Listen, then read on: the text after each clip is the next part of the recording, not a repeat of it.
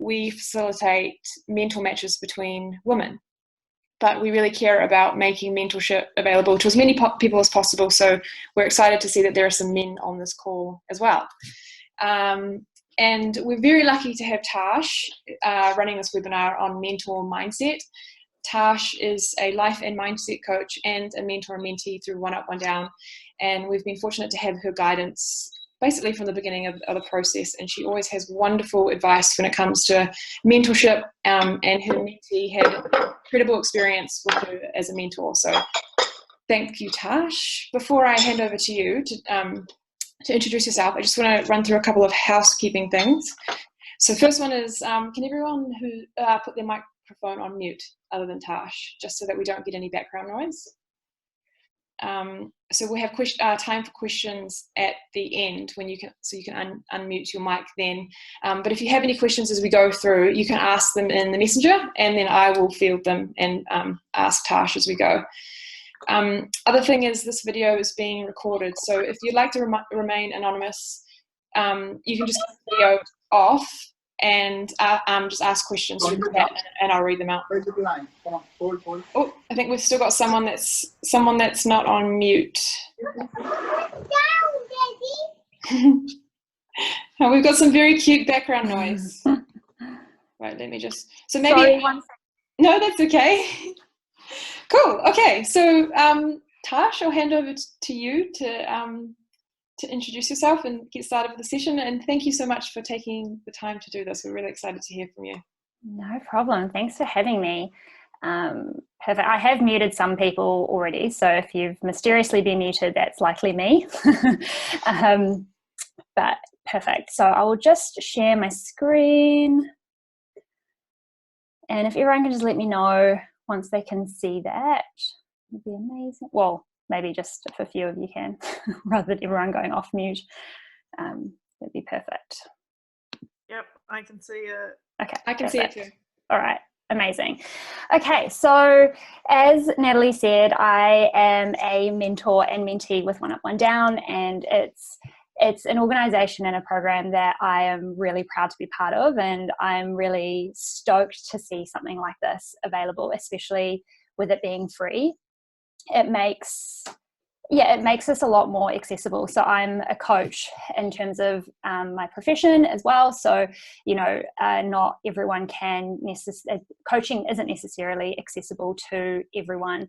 So I love what OneUpOneDown is doing, and also just as a way to connect more people together as well and connect more women together.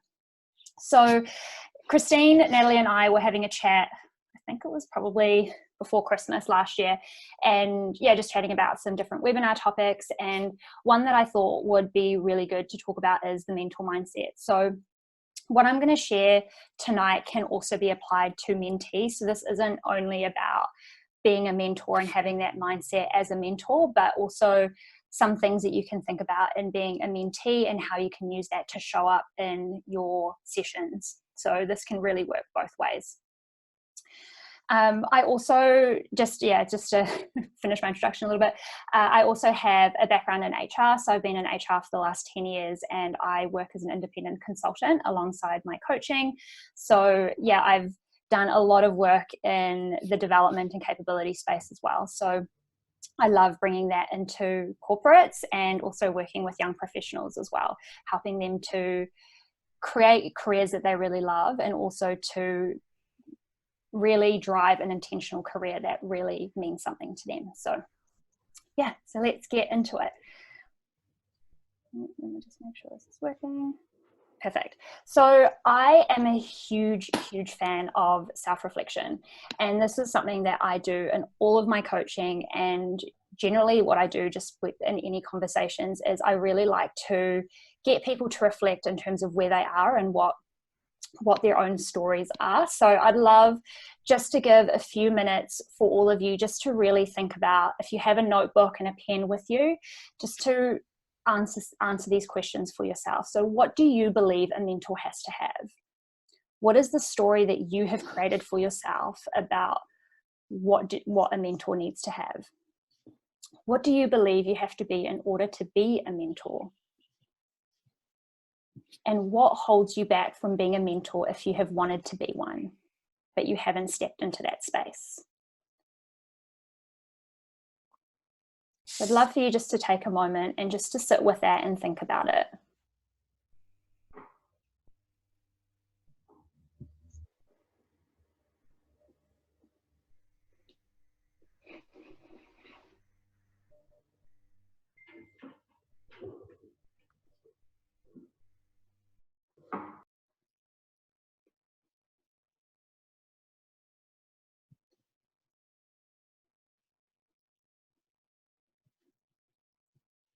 Would anyone like to share anything that came up for them? I also want to make this somewhat interactive. I can start. So I said patience. Mm-hmm. Absolutely. I would say confidence. Mm-hmm. Confidence in what way, Caroline? I guess confident that you've got some skills that someone wants to learn about, or that you can pass on to someone. Mm-hmm. Amazing. Perfect.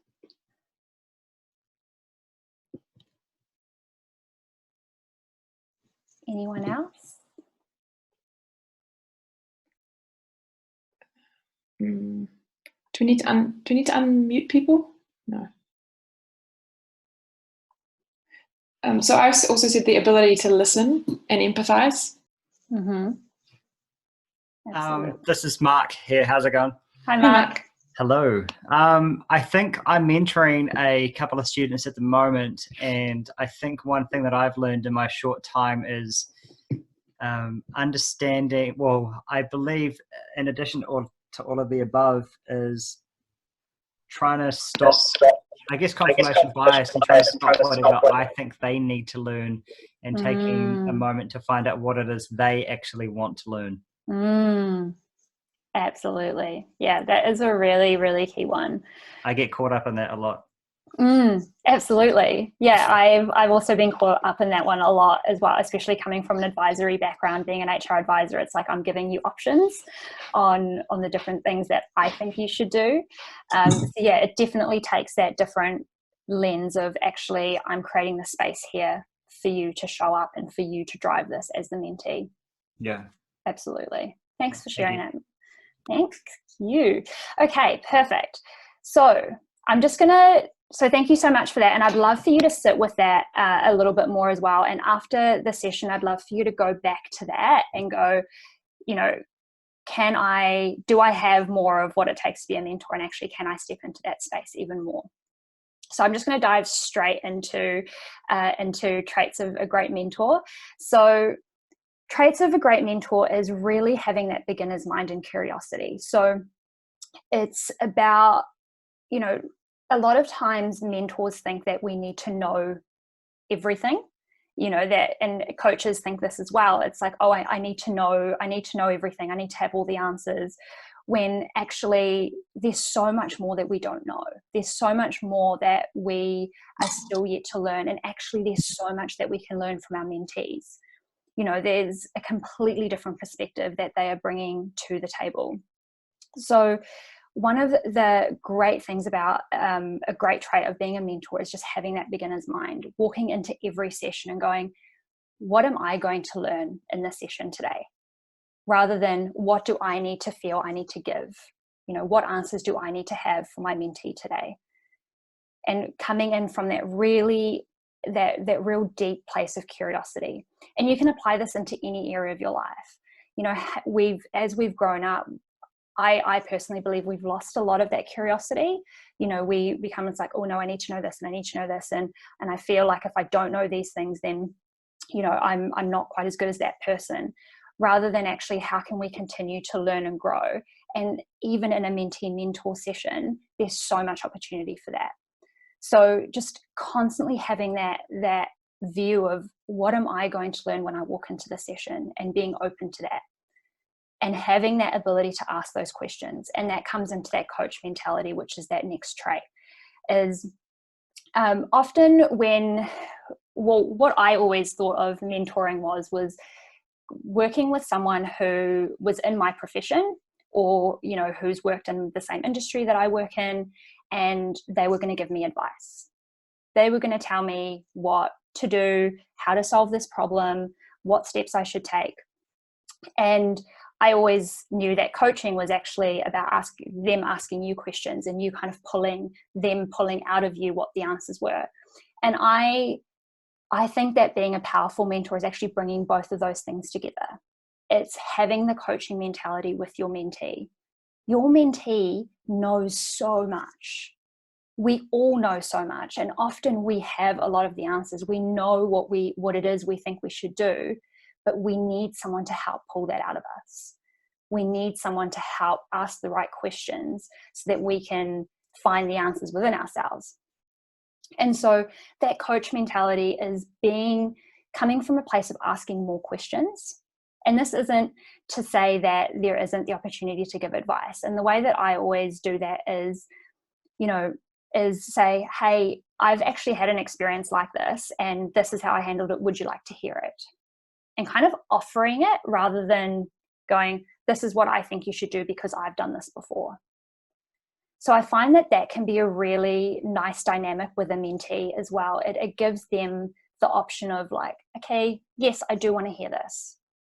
And it's also really powerful to wait until they get a little bit stuck of like, oh, like I've tried to think about all of this and I just really can't quite figure it out. What do you think? Rather than us jumping in, like as Mark said, like we want to just initially kind of jump in and have the answers and tell them what we think that they should do. But kind of coming from that, actually, I'm going to ask them questions to see if they can actually uncover this for themselves first. And there's so much empowerment that comes from that, from the mentee. And this also helps to take away that feeling that you don't know enough, because when we can ask questions, we don't necessarily have to be the experts. And this can also be really powerful if you have a mentee who isn't in the same profession or the same industry as you, because that might not always be the case. So again, asking questions helps you learn and have that beginner's mindset and be curious, but also helps them to kind of find the answers on their own as well. The next one is humility. So let me just open my notes here so I have them with me. So, humility is something that every mentor, coach, everyone should have. And this is just being able to say, hey, I don't know all the answers, but I'm here to create space for you and we can work them out together. We can unpick what's going on, we can work through your challenge, and we can figure out what the answers are together. It's about being able to acknowledge that you don't know everything, and that's really powerful. So again, that comes back to that beginner's mindset too, and just being able to really see that you're also a human being as well, that you're not, they don't have to be intimidated by you because you're someone who has 10 years experience. Because I think often as mentors, we can get caught up in our own ego of we need to be the expert, we need to be the person here. And the mentee can sometimes also feel that like, but what if I don't actually know enough? Like, what if they think that I'm silly, or I don't, or this, that, or the other thing? And so bringing that humility in can also help bridge that gap a little bit of being like, hey, yes, I have a few more years experience, and yes, I've done all of these different things, but I may not have all the answers, but I want to work with you on creating what those answers are. And again, it's that working together piece rather than having one person in the conversation having the answers and driving that. Another key trait is respect for difference. So this is something that we talk about a lot and that we're seeing a lot of on social media, but it's actually making sure that we practice that. So it's about honoring your mentee for where they are. We can very easily forget that. If we get matched with a mentee who is, who's just graduated from university, or they've just finished school and they're starting their first job, we're 10 or 15 years into our career, sometimes we can forget what it felt like to be at the very beginning and what that was like. So it's really respecting where they are and also respecting that their whole view of the world is completely different. We all have absolutely different perspectives of how we see the world, the things that we believe, the experiences that we've had. And so with that, that's what drives our way of thinking. That's what drives our confidence levels. So it's really about every time we step into a mentor session or a mentee session is, okay, having that beginner's mind, and also I am going to meet my mentee, where they are right now. I'm going to meet them there, and then I'm going to go on that journey with them. And then, yeah, so that kind of ties into the last ones, that honoring where they are. So the respect for difference, actually, one thing that I forgot to mention, it's also that cultural difference too. You know, that is such a big part of, you know, some people may not feeling comfortable to speak up. You know, some may not feel like they can challenge their mentor as well in terms of what their mentor might be saying. So again, creating that really safe place of, hey, I don't know all the answers. I am a beginner in the sense of this series, and I'm curious. I really want you to challenge me. If I'm saying something and you think, that's really interesting, I wonder why you think that, or, you know, where that came from. Creating this space where you both can challenge each other, where you both can feel safe to do that, because that's also where we learn. That's also where we foster new ways of thinking, and where we create different solutions, and we start to get a little bit more innovative as well.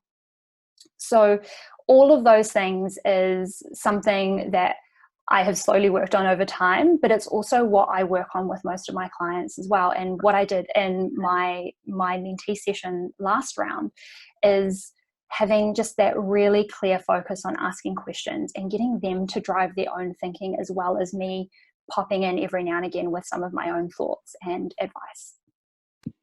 Hey, do we have time for a quick question? Oh, absolutely. I saw it pop down. Cool. Yeah, so absolutely, if there's any questions. Cool. Mark, would you like to ask a question? So the question sure. When you just mentioned about them challenging, I just wanted to know, because like with my students, I'm fortunate enough to have some subject matter expertise that they don't yet. But do I just assume that they won't challenge me, and should I be preempting this at the outset of the conversation to encourage them to? Yeah, so, you know, we all have subject matter, you know, expert in certain subjects, and I think it's just about opening up the space and saying, hey, like, I've got a lot of experience in this area, but I'm still curious. If you want to challenge my input on something, or this, you know, statement that I've made, I still want to hear that, you know. And it's, yeah, like, it doesn't mean that everyone wants to challenge, but sometimes people just need to know that it's safe to challenge if they want to. And I don't mean challenge as in saying, hey, Mark, what I think you're saying is wrong. It's like, I don't really understand that. Like, from what I've experienced, I don't know if I agree with that. Like, could you just explain that to me more? Like, could we talk about it a bit more?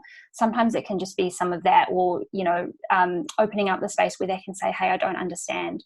Can we talk about it a bit more? I don't know if that answers your question. No, thank you very much. Yeah, so, you know, often when we actually first talked about the session, we talked about creating space. So a big part of, a big part of a coaching relationship is creating space for someone to have their own thinking challenged and create their own answers, and that it be safe for them to do so. So it's just saying, hey, you know, I do know a few things, but I don't know everything. And I would love to hear any thoughts that you have about anything that I say, because that, again, keeps us in that curiosity and that beginner's mindset. Because I think it's really important for our own development as a mentor to be okay with being challenged and being asked questions, and for, you know, for people to go, hey, I just don't get what you're saying, you know, or I'm not sure that you're explaining it in a way that I can get it. And I think that that's so good for our own development to have that as well. Hopefully that helps, answers the question. Are there any other questions on these traits or anything that I've mentioned so far?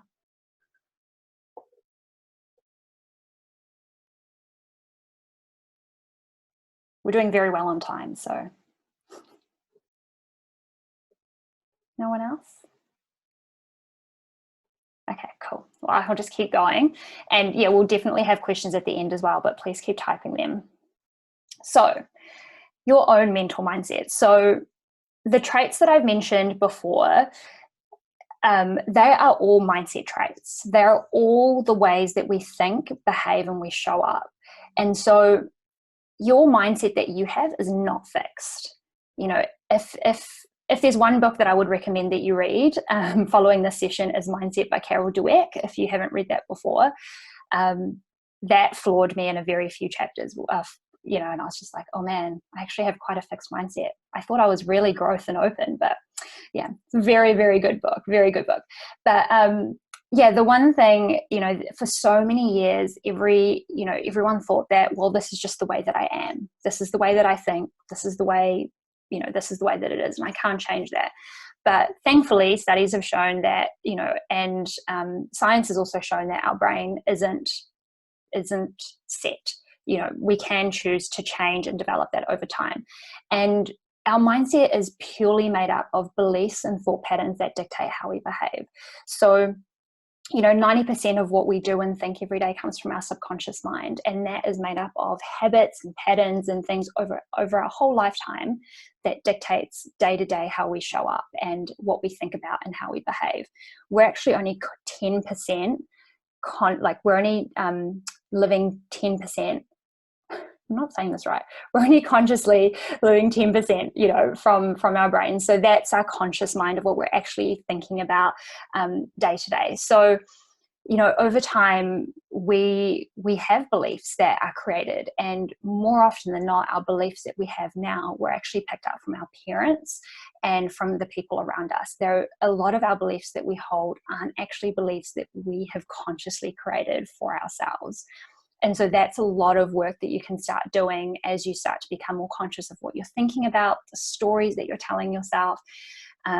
You can start to reframe that. And so that's why I also love to do the self-reflection exercises to get you thinking of like, what am I thinking about this topic? Is that something that I chose to believe about this topic, or did I pick that up from someone else? So it's a really powerful exercise. So what I would love for you to do is think about and explore or write down what kind of mentee or mentor do you want to be. So maybe it's thinking about those traits that we talked about. Is there a couple of traits where you feel you might need to focus on a little bit more, that you might need to spend a bit more time developing? Is that maybe something you want to work on with your mentor or your mentee in this next round? So one of the most powerful things that we can do is create our own stories, to create our own visions of what we want and how we want to be. So what kind of mentee or mentor do you want to be? How do you want to show up in a session with your mentee or mentor?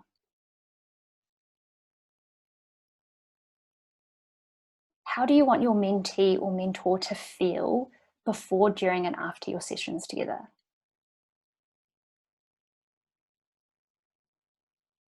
When we step out of our shoes and actually go, well, how do I want this person to feel after my session or after our sessions together?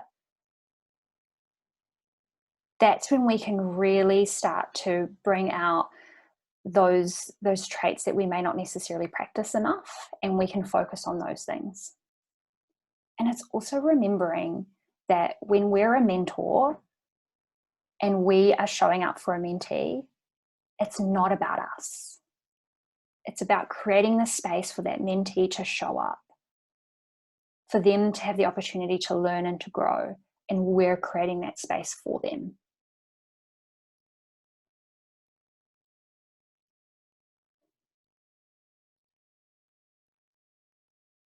So I'd love if someone would be courageous and would love to share what kind of mentor or mentee do they want to be? Do you want to be? If someone would be courageous and share that with us.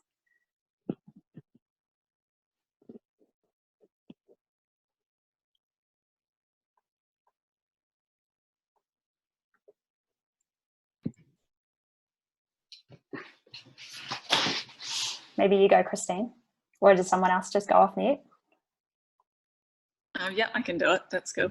I would say from a mentor perspective, I would want to be open-minded and really conscious of my thoughts, I think, and my, I guess you could say, insecurities that might come up while I'm mentoring someone, and be really cautious not to push those onto someone else. And yeah, I guess rather than something that I would like to focus on is not giving advice, but learning how to coach people.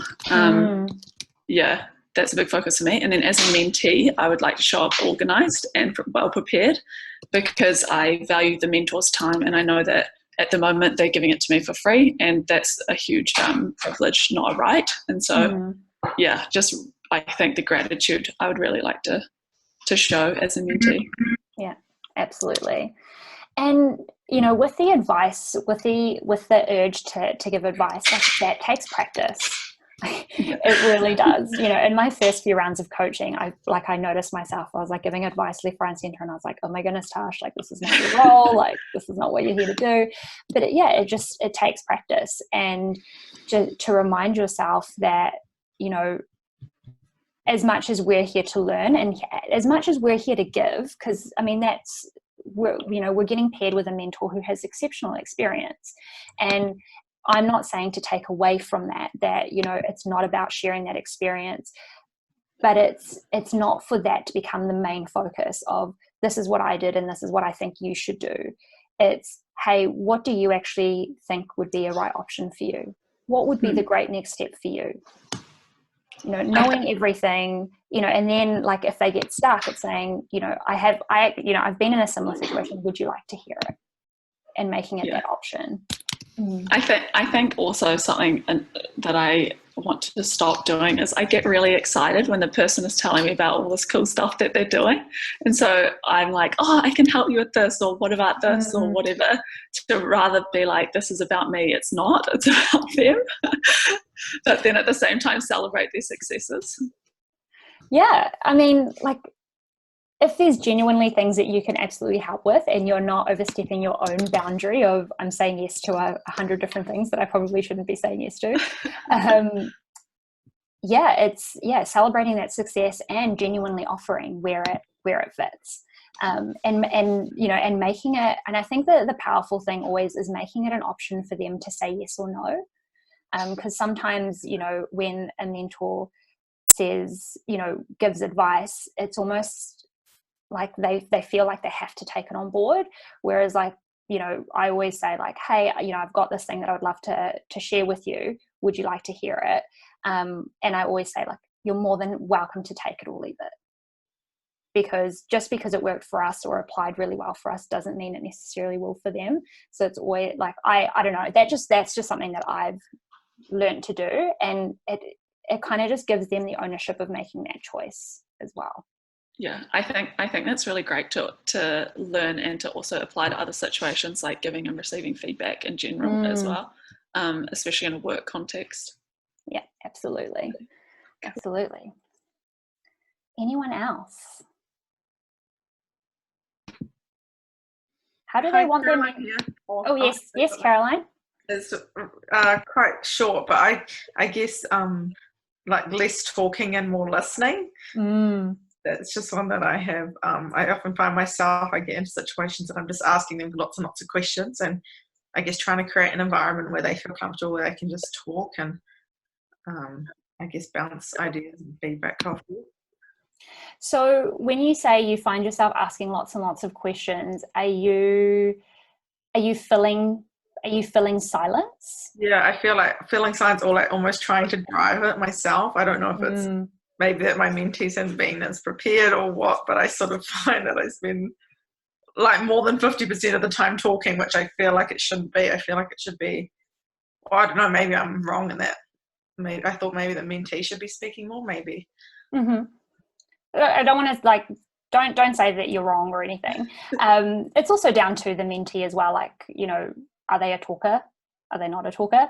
But I think often it's more about us. Like, we are uncomfortable with silence. And so we find ourselves talking because it's like, this is weird. I can't just sit here and just not say anything. Yeah. But sometimes, you know, people need that space to think. Yeah.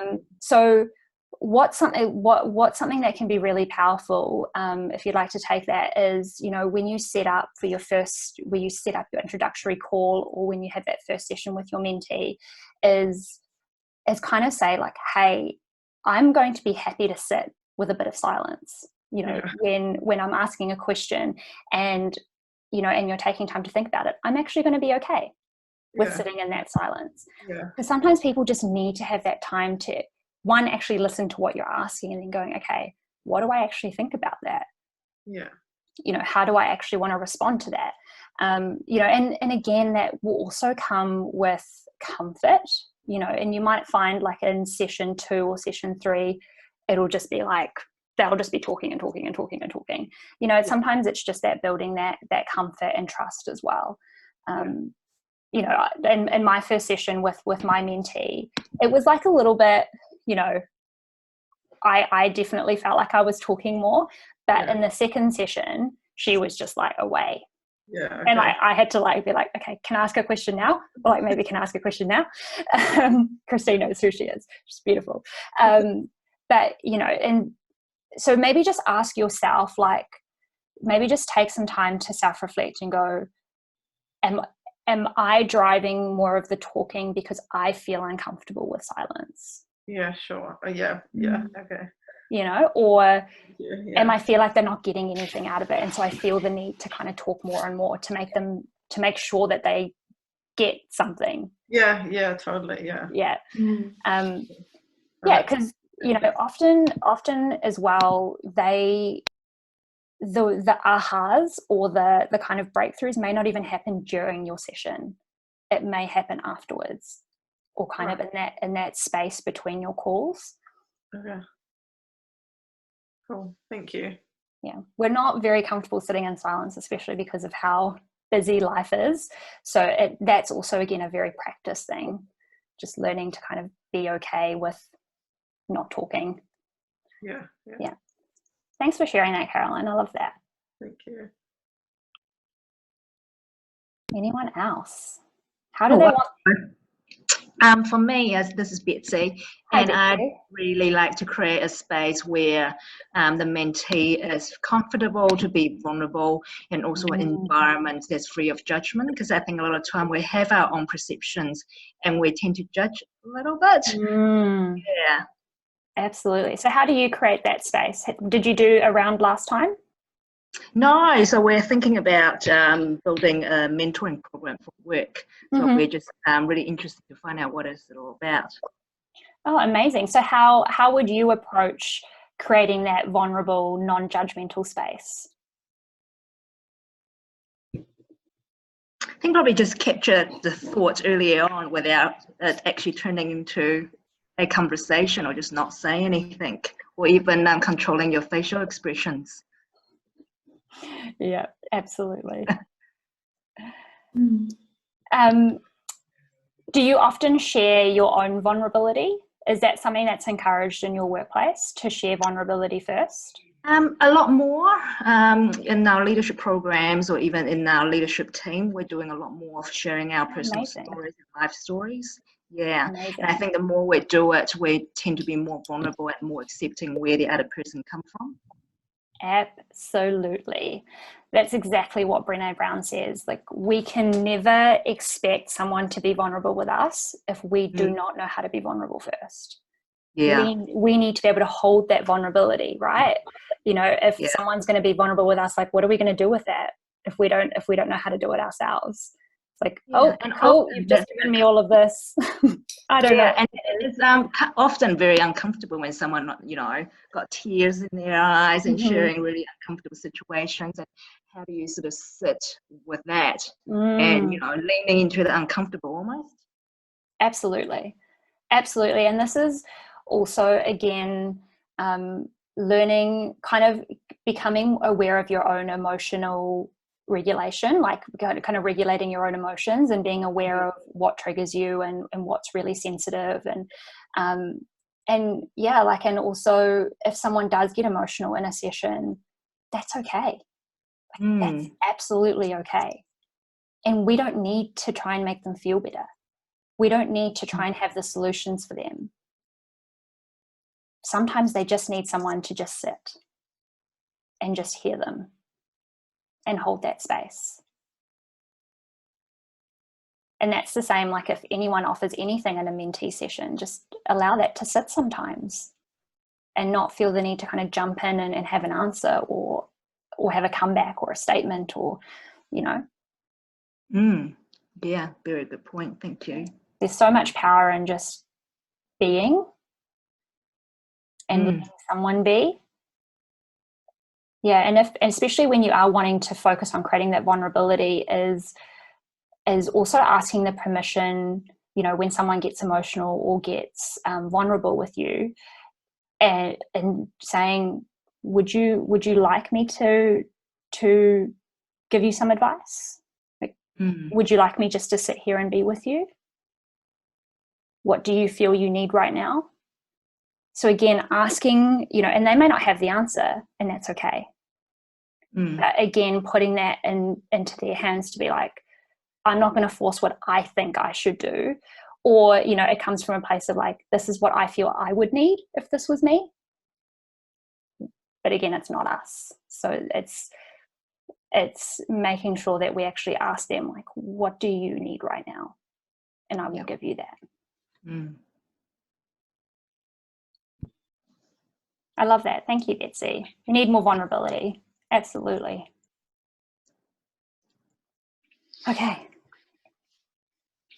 Was there anything else, Natalie? I saw some chat. Yeah, do we just want to do the questions?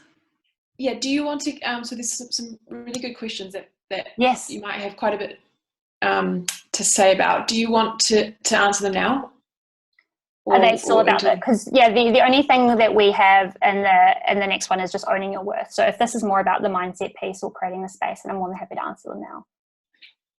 They're actually more just generic questions around. Oh, sorry. So there's one from Mark, which is about the mindset piece, which was the question was, how do you catch yourself with mentoring? How do you catch yourself when mentoring that you're caught up in your self-conscious? So how do you recognize when you are caught up in your self-conscious, subconscious? Sorry. So is that more? Is he still here? Oh yeah, he's still here. Yeah. So is that more when you are kind of just automatically replying, or that you're not genuinely asking them what it is that they want?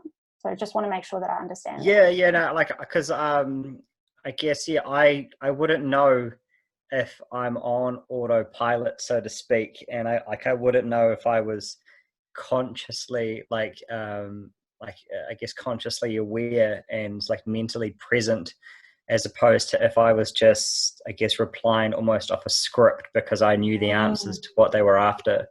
If it helps, after I typed out the question, I was like, why the hell did I write that? So you can skip it if you want. It's a good question. No, I think it's a good question. It is, yeah, that is an interesting one. Yeah, just trying to think of like how I've caught myself. How I've generally found myself to be kind of in that autopilot response is where there literally has been no pause between them finishing talking and then me starting, because to me that shows me that like I haven't taken any time to process what they've actually said or asked. So when there's the immediate, like they finish talking, asking the question, and then I'm immediately kind of being like, oh, yep. So it's just blah, blah, blah, blah, blah, blah, blah. Or this is just what I think. So like sometimes it's just kind of teaching yourself of like learning to take that mindful pause after someone talks and going, do I need to automatically reply? Could I ask a question back? Maybe could I, do I actually fully understand what they've said? as well. So sometimes like that to me has always been my biggest cue of, yep, Tash, you've just gone off straight away. Because generally you've already started formulating the response halfway through them talking, or, you know, kind of towards the end, and you're like, yep, I kind of already know what I want to say. And then it's just that immediate going into respond. So yeah, so that might be a cue that might work for you. Cool. Thank you very much. Yeah, hopefully that helps. Oh, it does. Thank you. You know, and also just as you're doing your sessions, do your own self-reflection after each session and go, how do I think I went? Do I feel that I jumped 2 responses really quickly? You know, after that session, do I feel like I really listened? And just almost self-evaluate yourself as well. And if you do online sessions, record them obviously with their permission. And it also, you can use that back as your own self-reflection of listening back and going, actually, yeah, maybe I could spend a bit more time thinking here, or yeah, and just do some of that own kind of self-assessment of it. Can I just jump in as well? Yes, absolutely. This is probably more of a reactive than a proactive thing, but something that I notice when I get really in my own autopilot is I'll be talking, and then someone or the mentee or whoever I'm talking to will offer an opposing opinion that is probably more in line with their thinking than what I think that they think. And so it'll break the conversation and cause me to kind of not pull back, but reevaluate what is coming out of my mouth and try to be a bit more open-minded in the thoughts that I'm having. Yeah. I don't know if that could be an indicator. So if that happens at any point in the conversation, it's a chance to take a step back. And it's also, I think I've learned the most in those situations when I can recognize that, because it's like putting it in practice and being like, I'm doing it again or whatever. So yeah, I find that really interesting, that question. Yeah, and one of the ways that I've also found, another way that I found it is when they've kind of just sat back and they've kind of just gone really quiet, and that's when I know that I'm talking way too much, or, you know, I'm trying to dictate or I'm trying to drive the conversation, when they're not feeling okay to be like, no, I don't know, I think this. So yeah, I like that one too. Yeah. One thing I've noticed, and I'm not sure if you've done this too, Tash, but sometimes it will happen and I won't realize until after the call, and then I will realize, shoot, like that what I said came from this place, and it might actually not be relevant. And so then you can go back, you can tell them, sorry, that might have not been the best advice, or now that I've thought about that a bit more, here's some, and you know, an alternative piece of information that might be more useful, or do you want to have another talk about it? So you can do that, I believe. Oh, absolutely. Like, that is the humility part as well, right? Like, hey, I'm going to own up that maybe I didn't fully listen, or I didn't fully give you what probably was more on track with what we talked about. Because I do follow-up notes as well, even with my mentee sessions, and if I've thought about something after our session, I'll also put it in there. Like, I know that we talked about this, but actually since we've gotten off the call, I've thought about this, blah, blah, blah, blah, blah, blah. So I'll also put that into the notes too. Nice. We've got 3 other really good questions, but yes. I think it's probably they're probably good questions to do after your next. Yeah. Okay, perfect. So the last part that I really wanted to wrap up with is owning your worth as a mentor, because I think that this can be such a big barrier to people, to anyone wanting to step into mentorship. You know, it's, you know, this idea that, I have to have 25 years worth of experience before I can be a mentor. And that's not the case. You know, we need mentors at every stage of life and every stage of career.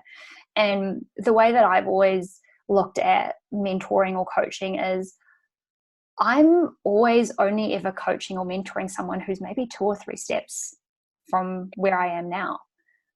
You know, and then as they move up, then I go back to someone else who's 2 or 3 steps behind. So, you know, you don't need to feel that you have to have all of this knowledge or experience. If we can come with that beginner's mind and have that coaching mentality, you know, you can help drive them to find their own answers and their solutions. So some of the ways that I would love to encourage owning your worth as a mentor, even as a mentee, these apply the same, is you are enough and have incredible things to offer.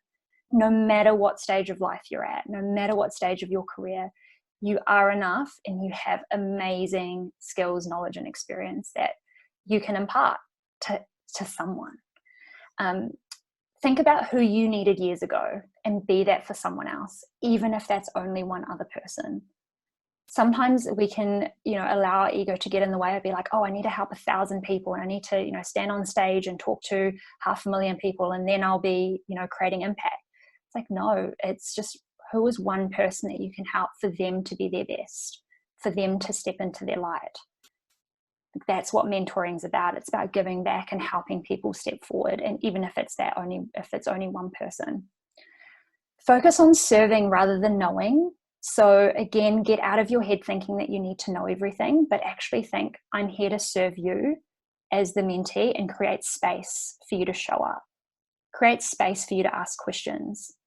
Create space for you to challenge your own thinking. And then visualize being an incredible mentor, creating powerful sessions with your mentees. Visualization is such an incredible tool. And so visualize when you're about to jump into your session with your mentee, like, how do I want them to feel? How do I want to feel? How am I going to show up? Okay, I'm going to be more present. I'm not going to jump to responses. I'm going to listen and visualize what that looks and feels like for you before you get into your session. It's almost like setting that intention.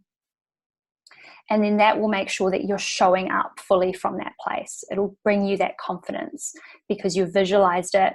And it may go off track, may not go exactly the way that you visualized it, but you can still come back to that place of how do I want to feel and how do I want my mentee to feel. And then remind yourself of the kind words and good feedback you've received over the years. We are human beings that have been designed to, and we've been wired to have negative bias. Like, we have been programmed to be that way for our own safety. And unfortunately, our brain has not evolved as fast as the world has evolved.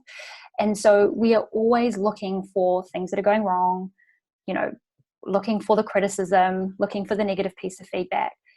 And where we focus, more will come. So whatever you go looking for, you will always find.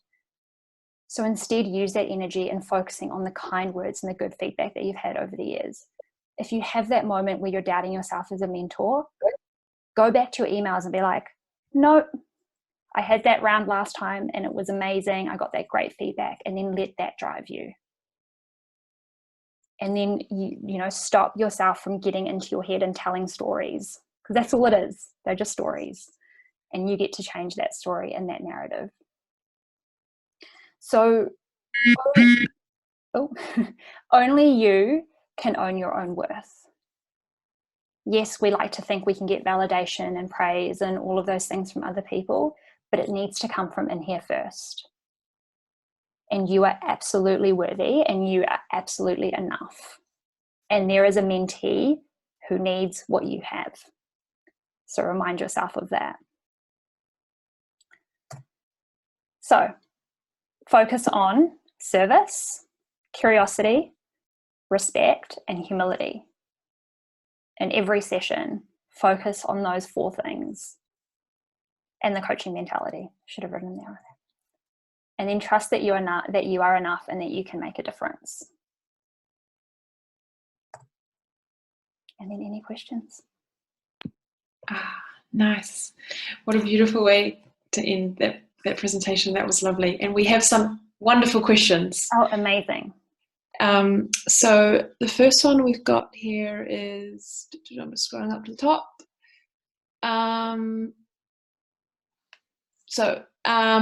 When possible, do you always strive for face-to-face mentor sessions? And if not, do you believe it makes any real difference to the experience? So that was from Mark. So if Mark, if you wanted to jump in and add anything, you can. Nah, spot on. Is that face-to-face via video or in person? In person. So where I can, I always arrange to meet my clients face to face. I mean, I haven't even thought about using something like this to do it. Mm-hmm. And do you feel that it diminishes, or do you think it makes any real tangible difference to the mentor session by not being in face-to-face? Like, is it a much for muchness, or? I have done all of my coaching online, even if I've had clients who are in Auckland, because trying to get across Auckland in the middle of the day is chaos. So I absolutely don't think it diminishes the power of mentoring. I've actually had a coach that did all of our coaching via phone call, so I didn't even see her face, and I thought that was going to be like, I didn't think it was going to be that good, but I actually was far more vulnerable because she couldn't see me. So when I got emotional and when I got teary, she wasn't staring at me while I was getting emotional. So I thought that was really interesting. So I love face-to-face, you know, I do. It's, for me, it's just not practical the majority of the time, but I don't think it should stop you from growing your reach to do it online, if that's a possibility that you're looking at doing. I think that there's just as much power doing online mentoring and coaching than it is in person. Absolutely. You can create the same space. Just making sure that they're in a place that's quiet, where they're not interrupted, and that they can be present.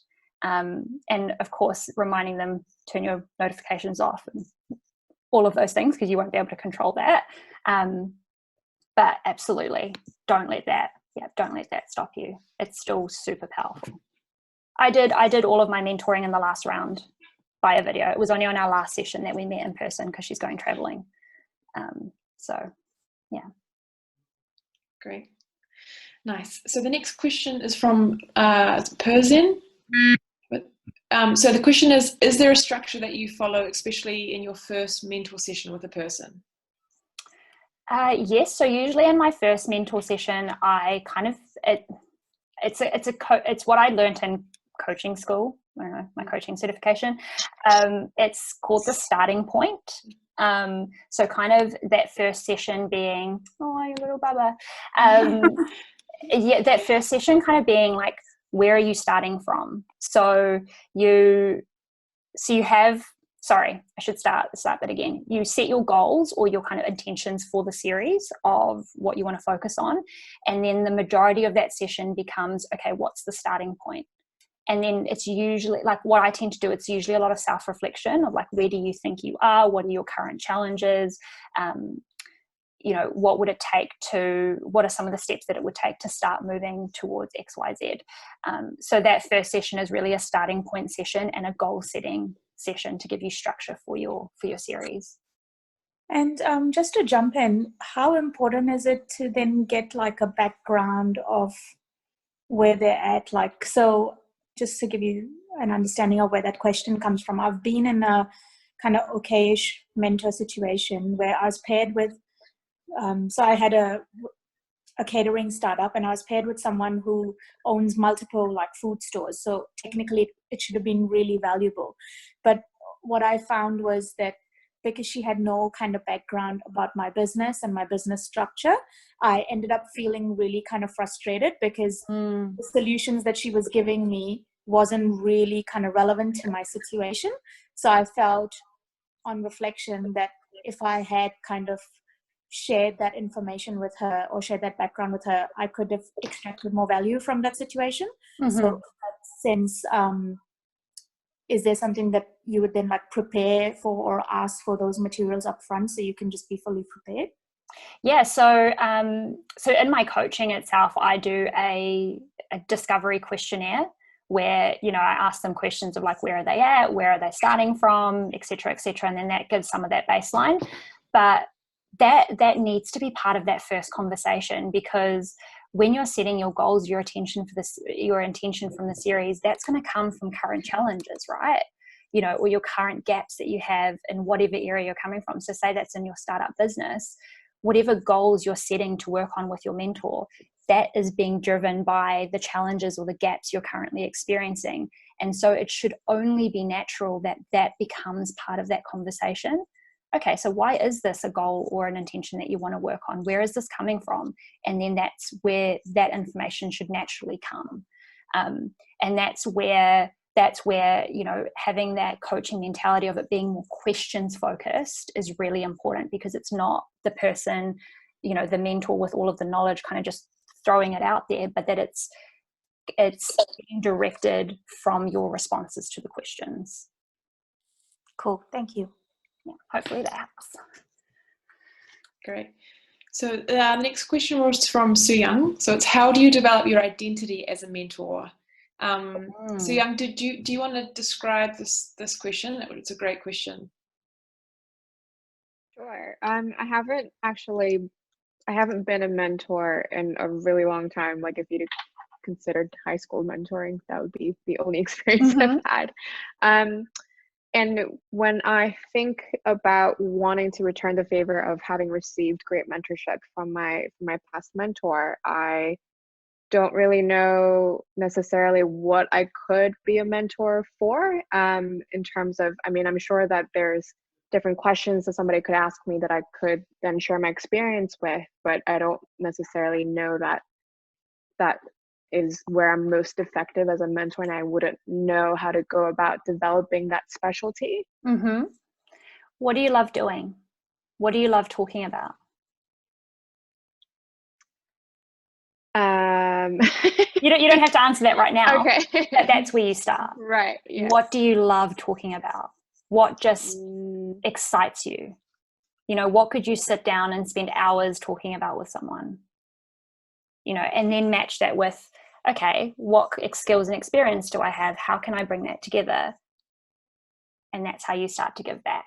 You want mentorship and mentoring or coaching to be about something that lights you up, that you could talk about, you know, and that is fun for you. And then that gets matched with someone who wants that experience and that skill.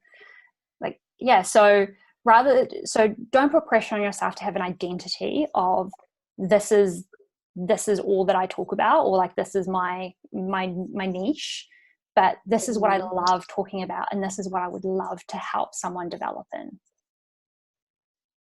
Just keep it kind of in that zone, rather than like, oh, I need to be like really rigid about it, and you know, I need to have my whole bio and, you know, and everything set up. Just don't worry about that. Just, what do you love talking about, and what would you love to help develop someone in? Great advice. Thank you. You're welcome. Okay, next question from Mark. So how do you get feedback from your mentee on how they felt the session went? Do you do this after each session or after the entire program? I generally ask on the call. I generally say like, so how was that? You know, how did you find that? How did you feel? But then I will also do it at the very end of the series. So I know like through OneUpOneDown, they do it on our mentor, like on the mentor's behalf. So they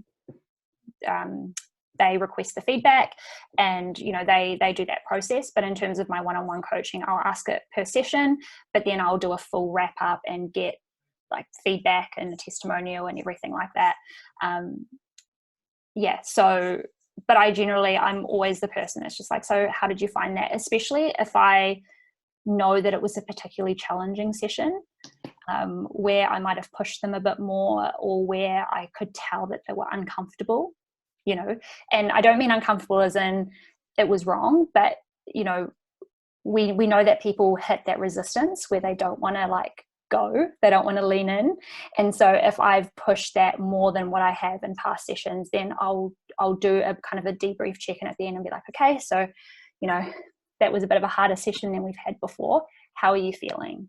You know, how is there any way that I can support you after this session and for the next 2 weeks before we have our next call? What do you feel you would need from me?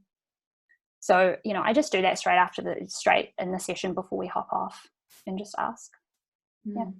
You know, I did that just after, because we did a little, after you sort of described the content, it was just a couple of days ago, I did that in a session. It made such a big difference, because sometimes you can beat yourself up a bit and think that it wasn't good enough, and the feedback is just as beneficial for your learning as it is for if you're someone that is a bit hard on yourself. It's a really good practice to do.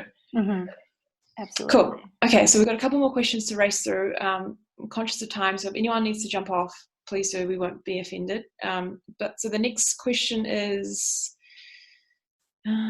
so this is from Pazin. I hope I'm pronouncing your name right, but the question is, what would you say is more important, guiding the conversation and helping them discover the answer themselves versus giving advice?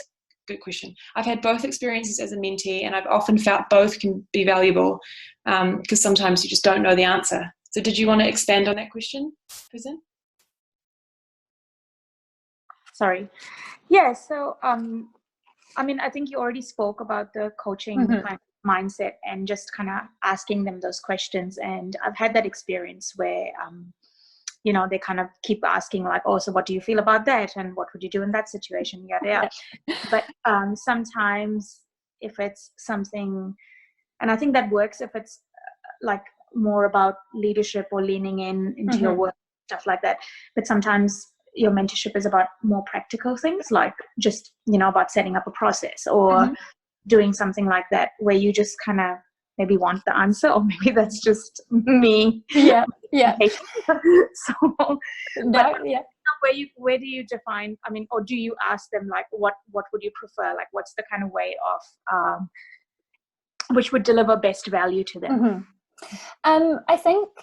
I think both have their place, absolutely. I mean, you can't just keep asking questions if someone's hitting a wall and they can't find the answer. And you will learn to know that as well. You'll be able to learn to kind of read those signs of like, actually this person just, I don't think they're going to be able to get to the answer. So then it is like, hey, would you like me to help you? I'm more than happy to provide, you know, some advice or, you know, some options. So you can do it that way. But what I would always try and encourage is to take the coaching approach first and get them to stretch themselves, because I think sometimes people can become reliant on having someone give them advice and answers. So see how you can stretch them first, and then give the answer, you know, or give an option for them. So I would always encourage some stretching, but there are also just some things where, yeah, like as you say, it's a bit more process driven, or it is quite specific and they're not going to know, you know, because it's something that you do need to have done before, or, you know, you do need to have had certain types of experience or exposure to be able to know that. Then of course, you know, you can't just push them with questions, because it's just going to irritate both of you. So you'll start to learn what that balance is, and you'll start to learn how people respond. But where possible, I would always try and encourage questions first, to get them to stretch, because I think sometimes we just need to stretch a little bit, you know, rather than being like, oh, I just don't know, can you just tell me? It's like, well, we haven't even tried. Like, you know, we haven't gotten you to really think yet. So yeah, and that will also come with building some of that trust as well. So, you know, usually from the kind of the second session onwards, we'll start to gauge that. Great, thank you so much. No problem. Oh, you're on mute, Natalie. Thank you. The next question is from Su Young, and the question is, how might you challenge your mentee or yourself without pushing them into utter discomfort? Or is there a such thing as good discomfort? If so, how do you distinguish from unproductive or harmful discomfort? So Su Young, if you want to jump in and add anything. That's a really good question. I only ask this because I feel, sorry, am I unmuted? No, you're good. Okay. I ask this question because I feel like I've had experiences as a mentee where I, like, in the moment, it feels awful thinking about the questions that's being posed to me, or like I'm tasked with something that I have to do that week that I really don't want to do, and it's just really awful, and I feel like it's sometimes almost anxiety provoking, but then you go through with it and then you're like, wow, I'm so glad I did that. But I don't necessarily think or know that will happen every single time I come up against something like that. And I feel like I, as a mentor, I wouldn't necessarily want to have someone feeling that way without a guarantee that they will come out of the other side better for it. Absolutely. That's a really, really great question. And you're absolutely right. Like there is a very big difference between good discomfort and resistance, and actually this is too much and you're triggering me, because that's essentially a trigger. Like when someone kind of goes into that anxiety panic mode, they're getting triggered by something that's happened before, and this person that's asking them to do something or questioning them, it's bringing up that experience again. You know, or it's essentially their subconscious mind going, hey, do you remember we had this 5 years ago? I feel like this is going to be the same thing. Let's react the same way, but it's not the same thing. And that's the fun thing about our subconscious mind. But you can create that safety in your first session. So say, you know, it's also just in terms of how you coach as well, like, or how you mentor. So for me personally, I'm quite a straight, I'm quite a challenger, and I'm quite like a straight shooter, I guess. So I'm very kind of open in my discovery calls, and when I talk to people, it's like, I'm here to challenge you. I am here to push you, to help you kind of step into who you're meant to be, and step into that next level version of yourself. And so I make that really clear kind of at the outset. Like, I mean, I'm not going to do it, and I always say, like, I'm not going to do it in an unsafe way, but I am here, like, and there is going to be some resistance. There is going to be some discomfort. But if it gets too much, you need to tell me. So, you know, creating that safety, and also you as the mentor learning to read kind of that language, like that body language as well. Even if it's online, you can still start to read, like, you can still see the shutting down tendencies, you can still see the like avoidance, and then just ask, hey, do you feel uncomfortable? Are you okay? How is this making you feel? You're allowed to ask those questions too. So like, okay, maybe, you know, like maybe we've pushed a bit. Would we like to take a step back? Right. You know, and you can also help them to explore that resistance as well, and go, what do you think it is about me asking that question, or me giving that action, or you setting that action for yourself? What do you think it is that makes you uncomfortable? Where do you think that resistance comes from? Because they may not even know what it is. You know, they might just be putting up the block. Nope, I don't want this. Yeah. You know, and I feel like more often than not, that's what it is that it's just that instant reaction that you get. And exactly. You don't necessarily know why you might have that. Exactly. And that's because that's coming from the subconscious mind. So you're having this response, but you're not conscious. You don't consciously know why you're having this response. And so sometimes that's the perfect time for someone to go, hey, I noticed that you're getting a little bit uncomfortable. Would you like to share that with me? What about this is making you feel a little bit uncomfortable? Where is that resistance coming from? What is it protecting you from? That's also a really powerful question. Fear of failure, fear of being judged, fear of what people are going to think about us, fear of not being good enough. Those are all of the fears that keep us where we are. Sorry, that was a really roundabout way of answering that question. But no, again, also, like, because this is something that came up a lot in my coaching training as well. Like, there were so many people that were scared, like, oh my God, what if someone like overreacts, or like, what if someone just completely breaks down? You know, we're trying to prepare ourselves for all of these things, but you just need to experience it. You know, and again, I feel like a lot of people, if you're a very self-aware person, you'll start to know and instinctively know when someone is shutting down and when someone is not responding.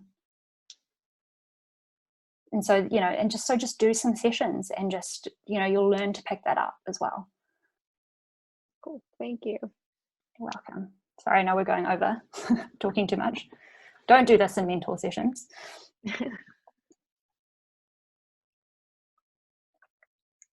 Are you talking, Natalie? Because you're on mute. Oh. I am talking, yes, talking to myself. So that's actually the last of the questions that we've got perfect. that have come through over Messenger. Perfect. So I guess it's a good place to wrap up. Or does anyone have any last questions before we go? Well, how much time do you have, I guess? Yeah. I'm happy to stay for another 5 to 10 minutes. If anyone has had anything else come up, I love this, as long as it's helpful and it's giving some good nuggets. Then whatever anyone like. No, okay. Does anyone else have any questions?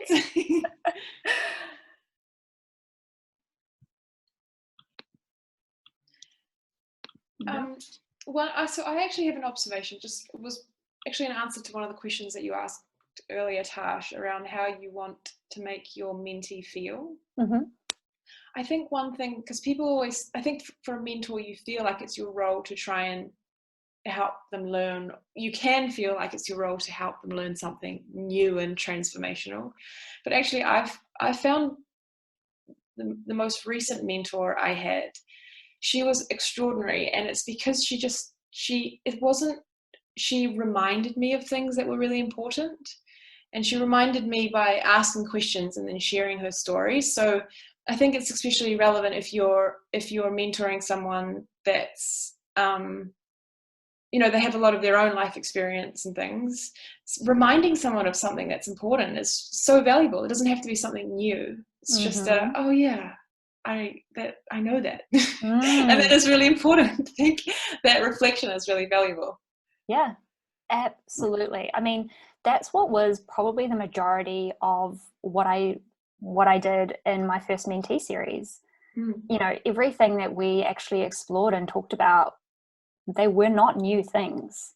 They were not new things for her, but they were things that just got lost in being busy and in life and, and striving and all of those things. The majority of what we talked about was self-care and changing the way that she saw herself, because she stopped doing something that was a huge part of her life.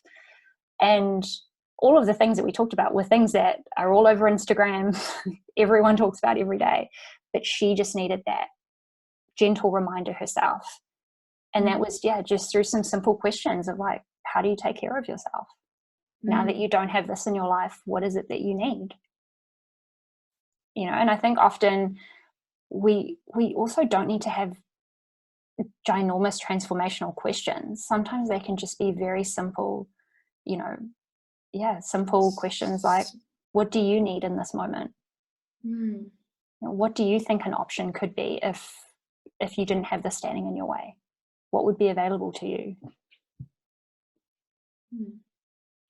You're right, and the simple thing, like even your own simple observations or stories that you like a simple thing that you might have observed yourself doing, if you can share that with your mentee, like I think that is just so valuable too, because it doesn't have to be like you got the right answer and it was just this is what I did and this is what I found. And sometimes I've found that can just spark, they find what they need from if you can share a story like that, they will find what they need themselves. Absolutely. I just had one last question. It can be quick. What's the most common problem that you find that all of your clients and mentees have had, or that you find yourself working with them on? They don't feel like they're enough. Oh, yeah. If you think about everything that's held you back, 90% of the time you could draw it back down to not feeling like you're enough, or feeling like you have enough, or feeling like you're good enough. Because I've worked with a lot of people on taking the next step in their career, or starting a business, or healing from a breakup, or wanting to get healthier. And the majority of the time it comes down to not feeling like they are enough, or that they deserve what it is that they want. And I think a big part of that is because we're so disconnected from who we are. That's we're interesting. we're so disconnected from ourselves. We're so connected to everything, but we're very disconnected. our deepest desires and our deeper part of ourselves. That's so interesting. And I'm kind of not surprised in a way. And of course, there's lots of other things, but I mean, that's been a big part of my own journey, is just not feeling, like I was enough. And so I always, tried to find external validation and approval, and, tried to go for the next jump in the career ladder to prove, and so it's just really interesting. It's really interesting where it really comes from. Definitely. Thanks.